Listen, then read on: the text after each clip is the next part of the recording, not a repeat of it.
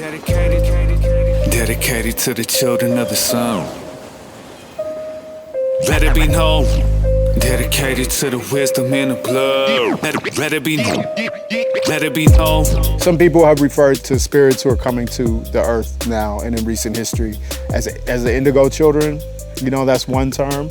But this concept that people are coming here to intentionally engage in the struggle that's at hand, and that some of the brightest and with the greatest potential are actually present. And because they're gonna help us transition into where we're trying to get to.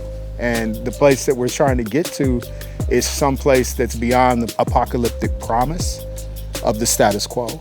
And so as artists, you know, I feel that I'm here to help facilitate that. You know, I have to take my skills as an artist and as a lyricist and try to help that vision emerge. And so that's really what I'm talking about in the verse. Let it be known. Yo, the truth is what I speak. I see we glued to all these screens. What's a human left to be? Ask Google, am I living it? Reality, your dream. Technological addiction, turning children into fiends. John Trudell talks about mining our minds to run the machine. Like this control system matrix was being powered by the people who are giving their energy. So that was kind of the basis for the story. We're absorbing information in such a way that's so intense as far as neurotransmission that we don't have the time to think critically. That's what I mean when I say invisible cages up in the matrix, where the pleasure's the way to embrace enslavement. Isolation with society's virus makes self-hatred. Never taught that we are sacred. Dedicated to the dopest young MC. Now she would have been 23, R.I.P. There was a student that Quincy and other people in our collective were educators, teaching artists and mentors for. Young hip hop artists. I actually met the young woman once at an event at the Zulu Nation Space, 45th Parallel. And, you know, she was a gifted person. I was helping her record her first songs and stuff like that. She has so much talent. And she was going through her struggles with addiction, and she lost her life behind the struggles that she was, you know, grappling with. I say in the song, I wonder why the world would never see all the gifts that she could bring, and why this world didn't have no place for her to spread her wings. Dedicated to the children of the sun.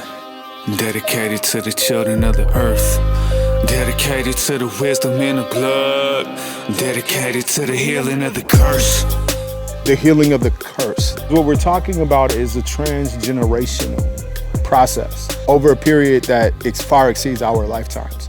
And in our lifetimes, we cannot reverse completely what took centuries to put into motion.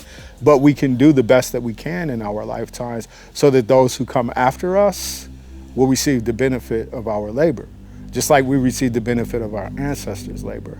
And so even though we might not see the end result that we envision, we still have to work with the determination that we're contributing to the certainty of the outcome, you know? And so when we say the healing of the curse, we're talking about that intention of like, I'm doing my part to break what continually is reinforced, that has plagued us.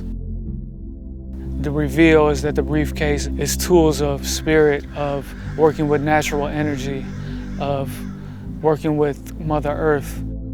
That's what I believe is the solution to all this. We're trying to counteract, in our own way, take back our awareness, and through the process of creating art and media, we're trying to encourage people and inspire people to take back their birthright to consciousness, you know, be present. And from that place, we can operate from an empowered state where we imagine, we envision, and we create the type of world that we actually want to live in, as opposed to what's being imposed upon us. We'll be the ones to plant the seed. We're showing in the music video this reality, but it's on us to, like, you know, plant the seed for the world that we want to see for future generations. How many of us have the capacity and the ability to not only imagine something different, but to actually labor and work for something different? And, you know, I think back to our ancestors that had to have the type of determination that a lot of us don't even have. What about Harriet Tubman? You know what I'm saying? What about Denmark Vesey? What about George Jackson? What about Assata Shakur? What about these people who beyond all shadow of a doubt, were determined to be liberated, not only for their own personal liberation, but for those who came after them. And that never stops, and we're part of that continuum.